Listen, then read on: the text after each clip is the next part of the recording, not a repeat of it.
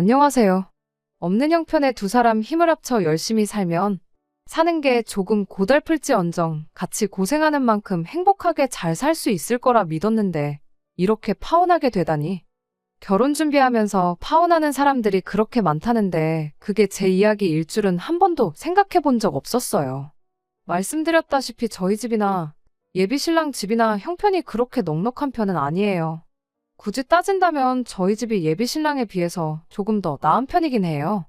재산이나 그런 게 더 많아서 형편이 낮다기보단 저는 외동인데 예비 신랑은 밑으로 동생이 둘이나 더 있거든요. 예비 신랑이 취직하자마자 집에서 나와 혼자 지내고 있는 것도 그 이유가 가장 커요. 부모님 집에서 살면 생활비야 조금 덜 들겠지만 동생들 용돈 챙겨주고 부모님 생활비 보태드리고 하면 모으는 돈이 하나도 없겠다 싶었고 차라리 월세 20만 원 내고 혼자 지내는 게 더 싸게 먹힌다는 계산이었거든요. 저도 직장 생활 시작하면서 그때부터 집에서 나와서 살기 시작했어요. 하지만 예비 신랑과는 상황이 많이 달랐죠. 일단 독립해 나올 때 집에는 단순히 출퇴근 문제 때문에 독립을 하는 거라고 설명하긴 했지만 저는 예비 신랑과는 반대로 저희 부모님이 어떻게든 저를 도와주고 싶어 하시는 게 부담이 돼서 집을 나온 이유가 더 컸습니다.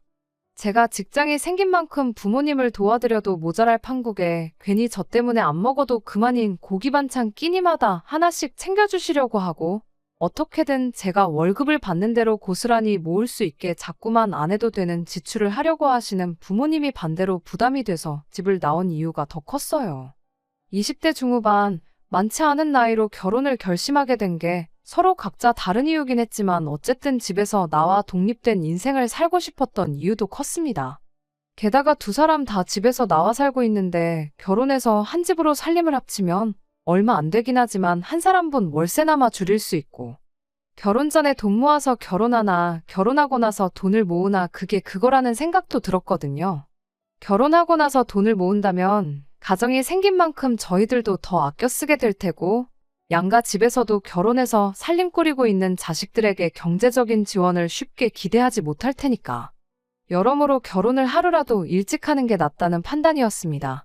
조금 이기적으로 보일지는 몰라도 일단 우리가 당장 돈 얼마 들이면서 생색내는 것보다 한 살이라도 어린 나이에 바짝 고생해서 하루라도 빨리 안정된 가정을 꾸리는 것이 당장 양가 집에 돈 얼마씩 도와주는 것보다 순서가 먼저다라고 생각을 했기 때문이에요. 그렇다 보니 결혼할 때 부모님 도움은 기대도 안 하고 있었습니다. 둘이 있는 돈 없는 돈 끌어모아 월세에 새들어 살지언정 부모님 도움 없이 두 사람 힘만으로 한번 잘 살아보자고 결혼을 준비하고 있었죠. 결혼을 이른 나이에 하기로 한 만큼 저희 주머니 사정이 넉넉한 편은 아니었습니다. 제가 모아놓은 돈이 2천에 일할 때 필요해서 구매한 중고차 한 대가 전부였어요. 예비 신랑은 현금으로만 3천을 가지고 있었고요. 그래도 이쪽 지역이 10평대 오래된 아파트를 전세로 잘 구하면 1억 정도면 들어갈 수 있는 그런 지역이다 보니 둘이서 합쳐 5천이 그렇게 쪼들린다는 느낌은 없었습니다. 대출 5천 받아서 이자 내는 거나 한 사람분 월세 내는 거나 거기서 거기니까 그렇게 월세 낸다는 심정으로 차곡차곡 돈을 모아서 조금씩 집을 넓혀나가면 된다고 생각했어요. 우리 부모님 세대가 그랬던 것처럼 한번 맨 땅에 헤딩 한번 해볼 생각이었습니다. 꿈도 그렇게 큰 편도 아니었어요. 월급 모아서 살 수 있는 집이 요즘 세상에 한계가 있잖아요. 그냥 나중에 아이 둘 낳고 내 가족이서 부족함 없이 살만한 그런 적당한 아파트 구하고 나면 그때부터는 돈 욕심 그만 부리고 그때부터 우리 두 사람 인생도 즐기고 아이들 키우면서 화목한 가정도 이루며 동시에 가족들도 챙기고 그럴 생각이었습니다. 결혼 날짜를 비수기로 잡으면 또 생각보다 많이 아낄 수 있었다 보니 결혼식 날짜 잡는 것도 서두를 게 없었죠. 그렇게 어떻게든 결혼 비용도 한 푼이나마 더 아낄 생각하면서 이리저리 백방으로 알아보면서 한참 결혼 준비를 하고 있었어요. 그렇게 한참 결혼 준비하면서 열심히 인생을 살아가던 중 어느 날 예비 시어머니하고 한번 같이 식사 자리를 갖게 된 적이 있었습니다. 예비 신랑도 그간 바빴던 건지 예비 시댁에 한 달 반, 거의 2달 가까이 밟기를 못했던 것 같아 보였어요. 예비 시어머니가 예비 신랑한테 먼저 얼굴 까먹겠다는 말을 꺼내셨고 예비 신랑도 예비 시어머니한테 요즘 통 바빠서 시간이 나질 않는다며 그간 어떻게 지내셨냐 안부 인사를 물었습니다. 그리고 그 질문에 예비 시어머니가 툭 던지듯 말 한마디를 꺼냈습니다. 이 모든 일의 시작이나 마찬가지인 말이었죠. 니들 결혼한다고 요즘 집 알아보러 다니느라 아주 피곤해 죽겠다고 그런 말을 꺼내왔으니까요. 생각도 못한 말에 저희 둘 다 깜짝 놀랐죠. 집안 형편 힘들다고 땡전 한 푼 받을 생각도 없었는데 난데없이 집을 알아보고 계신다니까 말이에요. 안 그래도 그때쯤 저희가 신혼집 하면 좋겠다고 이래저래 알아보던 아파트가 하나 있었는데 알아볼 필요도 없이 그 집을 해주시면 안 되겠냐 말할까 말까 엄청 고민을 했어요. 왜냐하면 예비 신랑이랑 제가 다니는 회사가 서로 위치가 다르다 보니까 신혼집을 구하는 데 있어서 위치가 중요한 고려사항 중 하나였거든요. 물론 제가 차가 있는 만큼 신혼집 위치가 어디든 간에 조금 유리한 편이기는 했지만 그래도 일할 때도 하루 종일 운전해서 다니는데 출퇴근 거리라도 조금 가까웠으면 싶은 욕심이 있었거든요. 그런데 예비 시어머니는 그런 부분은 하나도 모르는 상황일 테니까 집을 어디에 구해야 하는지는 생각도 못하고 계실 거 아니겠어요? 그래도 일단은 입 꾹 닫고 가만히 있었죠. 그런 거에 대해서 이야기를 꺼낸다면 그건 제가 아니라 아들인 예비 신랑이 물어보는 게 맞다고 생각했거든요. 하지만 예비 신랑은 그날 우리 신혼집에 대한 이야기를 꺼내지 않았어요. 그날 그 자리에서 집에 대한 이야기는 예비 시어머니가 집을 알아보느라 바쁘다고 꺼낸 그 말 한마디가 전부였지요. 그날 식사 마치고 집에 돌아가는 길에 예비 신랑한테 단도직입적으로 물어봤어요. 이왕 집을 해주신다는 거 우리가 알아보고 있는 그쪽 동네로 알아봐 주시면 안 되냐고 말씀드리는 게 어떻겠냐고요. 그런데 예비 신랑이 그건 좀 그렇다며 한 발 빼더군요. 예비 시어머니 예산이 얼마인지도 모르는데 너무 우리 요구사항을 먼저 말하는 게 좋아 보이지는 않는다면서요. 먼저 어머니가 집을 알아봐 오시면 그때 우리한테 해주려는 예산이 얼마나 되는지 그런 게 대충 감이 오지 않겠냐고. 우리 모아놓은 돈도 있고 대출도 받을 계획인데 그런 거 다 감안해서 예비 시어머니가 우리한테 해주려는 돈이 대략 얼마인지 감을 잡고 그때 가서 말을 꺼내도 늦지 않다는 거예요. 그때는 남자친구 말이 충분히 합리적이라고 생각해서 그렇게 하기로 했습니다. 뭐 저라고 당장 2천만 원 가진 게 전부인데 거기다 대고 감이 좋다 배가 좋다 하는 것보다 나중에 결혼했을 때 시어머니와의 관계나 그런 것까지 생각해보면 일단 당장 내 의견을 고집하지 않는 게 좋다는 생각이었거든요. 그리고 저는 그 길로 부모님 댁에 들러서 이 이야기를 전했어요. 저희 부모님께서는 집까지 해준다는데 딸 자식 시집 보내는 입장에 아무것도 안 해서 보낼 수는 없지 않냐며 그 주에 노후 자금으로 준비하고 계시던 적금에 보험도 몇 개 해지해서 현금 4천만 원을 만들어 주셨습니다. 예비시댁에서 신혼집을 얼마짜리를 해줄지는 모르겠지만 그래도 부모님 돈 4천에 내 돈 2천.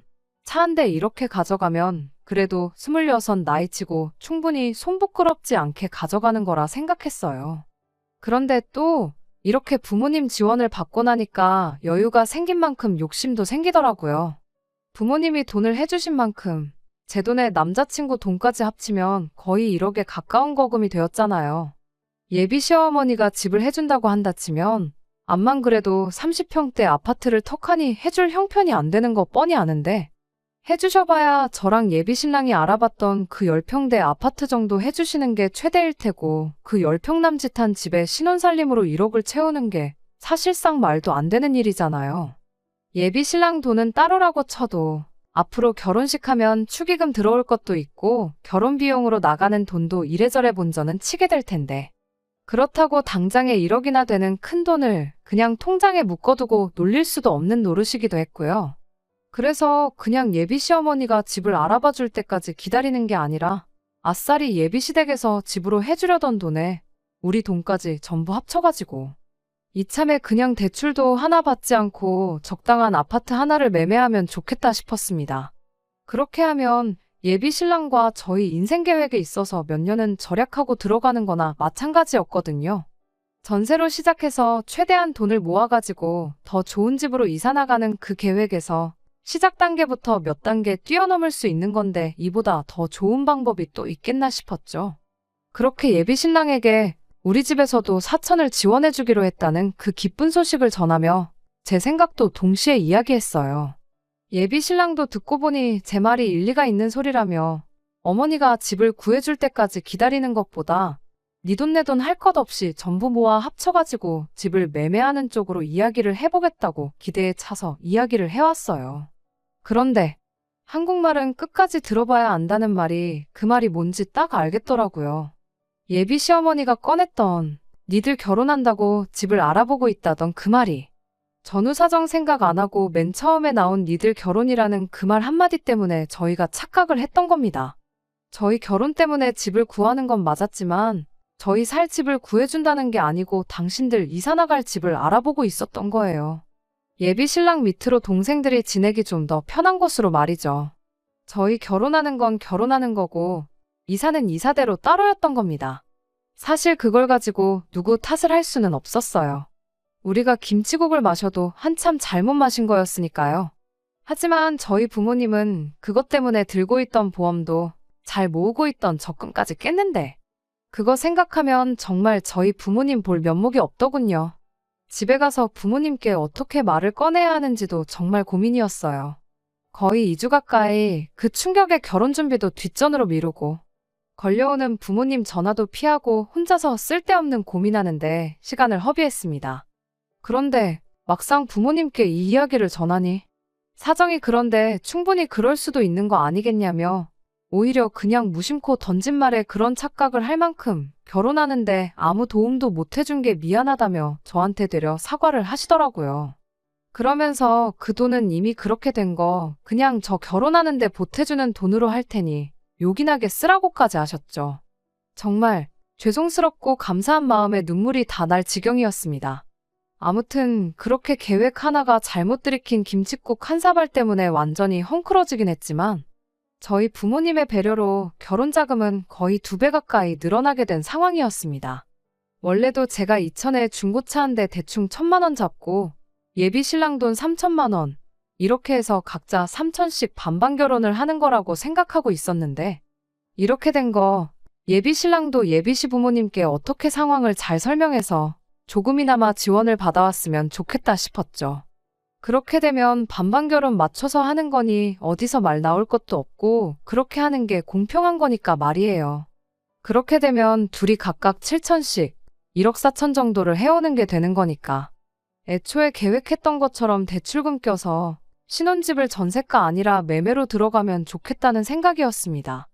그것만 해도 당초 저희 계획에서 한 계단 뛰어넘어 시작하는 거나 마찬가지였으니 말이죠. 당장 신혼살림이야 혼자 살면서 쓰던 거 가져와서 쓰다가 여유 생길 때마다 하나씩 바꿔나가면 그만인 거고 결혼 비용은 축의금 들어오는 걸로 본전은 뽑을 수 있다고들 하니 그렇게 하는 것만큼 또 좋은 방법이 없겠다 싶었거든요. 그런데 제가 결혼이라는 걸 너무 쉽게 생각했었나 봅니다. 정말 100번 양보해서 예비 신랑이 집에서 그 어떤 지원을 못 받아온다고 해도 저는 아무 상관없었어요. 집에서 지원금 받아와서 반반 결혼하자고 한 것도 순전히 저 혼자만의 생각이었으니까요. 애초에 집에서 아무 지원을 받지 않고 결혼하기로 한 건데 이제 와서 집에 가서 4천만 원 받아오라고 한다면 예비 신랑 입장에서는 충분히 난감할 수도 있다는 생각이었습니다. 그러니 사실 아무 지원을 못 받아온다고 해도 그걸 가지고 예비 신랑을 원망하거나 탓할 생각이 전혀 없었어요. 그냥 4천만 원 더 대출받아서 이자 조금 더 내면 되는 일이라는 생각까지 가지고 있었죠. 그런데 혹시나 싶어서 꺼낸 지원금 이야기에 오히려 예비 신랑은 제가 생각했던 것과 정반대의 반응을 보여왔습니다. 갑자기 어디서 장남 효자병에 제대로 걸려버려가지고 온 거예요. 4천만 원 이야기를 꺼내니 되려 예비 신랑이 안 그래도 저한테 기니 할 이야기가 있었다며 입을 열었습니다. 집에서 지원을 받아오는 게 아니라 자기가 결혼 자금으로 모아놓은 3천만 원을 자기 가족들한테 주고 싶다는 거예요. 그게 무슨 소리냐 했더니 자기가 너무 돈 생각만 해서 여지껏 가족들을 너무 모른 척 했던 것 같다는 겁니다. 이제 와서 부모님이 왜 이사를 가시는 건가 생각해봤다는 거예요. 자기가 집을 나가 산 지도 어언 3년 차가 되어 가는데 동생들 편하게 해주려고 이사를 가는 거면 갔어도 진작에 갔으면 됐었다는 거죠. 그래서 그 이유를 예비 시어머니한테 여쭈어봤는데 어머님 대답이 이랬답니다. 혹시나 예비 신랑이 혼자서 사는 게 너무 고달프고 힘들면 집에 돌아오고 싶어 하지 않을까봐 이사를 못했다는 거예요. 예비시댁이 예비신랑이 다니는 회사랑 거리가 그나마 가까운 편이거든요. 말인즉슨 동생들 공부 때문에 이사를 하게 된다면 동시에 예비신랑네 회사랑 거리가 크게 멀어진다는 거죠. 그럼 예비신랑이 혼자 지내는 게 힘들어서 집에 돌아오기로 결심했을 때 회사까지 거리가 멀어진 만큼 몸이 고생을 한다는 소리인 거고요. 그런데 이번에 결혼을 하기로 한 만큼 더 이상 남자친구가 돌아올 집이 필요가 없어진 거나 마찬가지니 그제서야 어머님이 다른 두 자식들 지내기 편한 곳으로 이사를 나갈 결심을 하셨다는 겁니다. 자기는 그간 가족들한테 돈 얼마씩 쓰게 될 게 싫어서 집을 뛰쳐나온 건데 정작 내 가족들은 자기 때문에 불편하고 힘든 거 감수하고 버티고 있었던 거 아니겠냐고. 한동안 그거 생각하니 밥도 잘 안 넘어가고 그랬다더라고요. 그러다 제가 부모님께 예비 시어머니가 알아보고 있다던 집이 우리 신혼집이 아니라 새로 이사갈 집이라던 말을 어떻게 꺼내야 하나 고민하던 그 사이에 예비 신랑은 어머님을 따라서 가족들과 새로 이사가기로 했다는 집을 따라다녀왔다는 겁니다. 위치적으로 보나 뭘로 보나 먼저 살던 집보다 좋았는데 딱 하나 마음에 걸리는 게 있었다는 거예요. 그 집에 먼저 살던 사람이 아파트가 지어졌을 때부터 여지껏 쭉 그 집에서 살았답니다. 어르신분이라 집이 썩어가는데도 아랑곳하지 않고 집 한 번 안 고치고 쭉 말이에요. 그래서 집골이 아주 말이 아니었다는 겁니다. 벽지 여기저기 가구가 놓여있던 자리 뒤쪽으로 곰팡이가 쓸어있고 샤시도 녹이 슬어서 썩어있다고 해도 무방할 정도로 말이에요. 그래서 생각한 게 얼마 못 모아놓은 자기 돈이나마 가족들한테 전부 주고 싶다는 겁니다. 그 돈으로 집 고쳐서 살라고 말이에요. 곰팡이 쓸어있는 부분은 벽지로 새로 덮는다고 나아지는 게 아니라더라고. 그게 또 건강에도 그렇게 안 좋다지 않냐면서 결혼하면서 마지막으로 가족들한테 큰 거 선물 하나 해주고 싶다는데 마음이야 이해가 가지만 어이가 없었어요. 우리가 일찍 결혼하기로 정했던 게 그만큼 빨리 가정을 꾸려서 우리 삶의 안정도 찾고 그걸 기반으로 가족들도 도와주기로 했고 그런 거잖아요. 그러니까 말인즉슨 마지막으로 도와주자는 게 아니라 시작부터 있는 돈 다 퍼주고 시작하겠다는 소리나 마찬가지였죠. 여지껏 가족들한테 땡전 한 푼 주기 싫다고 독립해 나와서 살았으면서 이제 와서 그게 후회된다고 얼마 안 되는 돈이나마 전 재산을 퍼주겠다고 하니 어이가 없었죠. 예비 신랑한테 나라고 우리 부모님 안 도와주고 싶겠냐고. 일단 우리가 먼저 자리를 잡는 게 우선이고 도와드리는 건 그 다음이 되는 거 알고 있지 않느냐고 했더니 그 말에 한다는 소리가 글쎄. 제가 부모님한테 받아온 돈 4천을 안 쓰고 돌려드리면 똑같아지는 거 아니냐입니다. 그게 무슨 어린 반푼어치도 없는 소리냐 했죠. 그랬더니 예비 신랑이 이해가 안 되냐면서 그 돈을 돌려드리면 저희 부모님한테는 여유자금이 4천이나 생기는 거 아니냐고. 자기가 가족들한테 자기 돈 해주는 거랑 따지고 보면 똑같은 거 아니냐는 거예요. 어이가 없어서 너는 계산을 할 줄 모르는 거냐 아니면 네 편한 대로 계산을 하고 있는 거냐 한마디 따졌습니다. 애초에 없던 돈이 생긴 건데 나는 0이 되는 거고 너는 마이너스가 되는 건데 그게 어떻게 똑같을 수가 있냐고 계산 똑바로 하고 떠들라고 했죠. 멍청이가 아니고서야 계산을 그렇게 할 리가 없을 텐데 예비 신랑도 그걸 상정 못했다고 생각하지는 않습니다. 그냥 이제 와서 가족들한테 어떻게 퍼주고 싶으니 말도 안 되는 억지를 부리는 거라고 생각했어요. 아니나 다를까 예비 신랑이 입에 거품을 물면서 저한테 따지고 들더라고요. 어차피 그 돈 없이도 하기로 했던 결혼인데 이제 와서 그게 뭐가 중요하냐고요. 세상에 돈 3천씩 들고 결혼하는 사람들이 어디 있냐고. 자기 3천이 있으나 없으나 그렇게 큰 차이는 없다는 겁니다. 당초 계획이 전세 대출 받아서 1억짜리 집에 들어갈 계획 아니었냐고. 5천을 대출받나 1억을 대출받나 이자 내는 거 계산해보면 그렇게 큰 차이가 나는 것도 아니랍니다. 그러니 정 모하면 부모님 돈도 돌려드리고 저도 제 모은 돈까지 부모님한테 드리라고. 그리고 아예 돈방원으로 한번 시작해보자면서 끝까지 자기 돈은 가족들을 위해 써야만 하겠다네요. 이날이 때껏 가족들한테 땡전 한 푼 해주는 게 아깝다고. 혼자 지내는 월세에 생활비까지 부담해가며 혼자 쓰고 싶은 대로 펑펑 쓸 때는 언제고. 이제 와서 갑자기 장남 효자병이 걸려서 가족들한테 퍼주지 못해 안달이냐고. 그렇게 가족들 생각에 눈물이 앞을 가리면 그냥 맨몸으로 결혼하는 게 아니고 지금부터라도 가족들 뒷바라지 하면서 살라고 결혼도 없었던 일로 하자고 한마디 해줬습니다. 그런 제 말에 예비 신랑은 눈 하나 깜짝 안 하고 그러자고 되려 큰 소리를 치더군요. 결혼 준비만 거의 반년을 넘게 하고 있었는데 그 기간이 무색하게 파혼하고 끝내버리는데 단 하루밖에 걸리지 않았습니다. 처음에는 진짜 파혼하게 된 건가 싶고 연애 시작했을 때부터 결혼 준비하던 때까지 일들이 다 거짓말 같고 믿을 수가 없었는데 며칠 지나지 않아서 그런 마음은 사라지고 오히려 속이 후련해지더라고요. 시작부터 이 모양인데 앞으로 봐야 할 더러운 꼴 생각해보면 차라리 이렇게 된 게 나중 가서 같은 이유로 이혼하는 것보다 100번 나은 게 아닌가 싶었거든요. 그런데 그렇게 일주일 지나서 예비 신랑이 저희 집까지 찾아와 저한테 싹싹 빌기 시작했어요. 집단에는 연애하면서 몇 번 말다툼 했던 거랑 똑같은 거라 생각했나 봐요. 그런데 며칠이 지나도 제가 연락도 다 무시하고 그러고 있으니 사태의 심각성을 그제서야 깨달았는가 보더라고요. 그날 사과를 했어도 모자랄 판에 이젠 파혼으로 협박까지 하려는 사람인 걸 알았는데 이런 사람과 결혼할 이유가 하나도 없다 싶었어요. 그렇게 예비 신랑한테 구질구질하게 집까지 찾아오지 말라고 가서 가족들 뒷바라지나 실컷 해주라고 속 시원하게 한마디 해주고 얼굴에 소금까지 뿌려줬어요. 재수 온 붙는다고 얼른 꺼지라고요. 26 나이로 부모님 신세지기 싫다고 걱정 끼쳐드리기 싫다고 뭐 하나 가진 거 없는 상태에서 결혼하려고 했던 게 참 후회가 됩니다. 오히려 그것 때문에 부모님이 제 걱정만 실컷 하게 만든 격이니 말이에요. 옛날이면 진작에 결혼해서 벌써 애도 있을 나이긴 하지만 지금은 그렇게 많은 나이도 아니잖아요. 어린 나이로 이혼녀 딱지 달고 사는 것보다야 이렇게 파혼해서 인생의 두 번째 기회를 얻은 게 오히려 다행이다 싶습니다. 늦은 나이도 아닌데 천천히 제 능력 쌓아가고 좀 더 준비해서 그 인간보다 좀 더 제대로 된 동반자를 찾으려고요.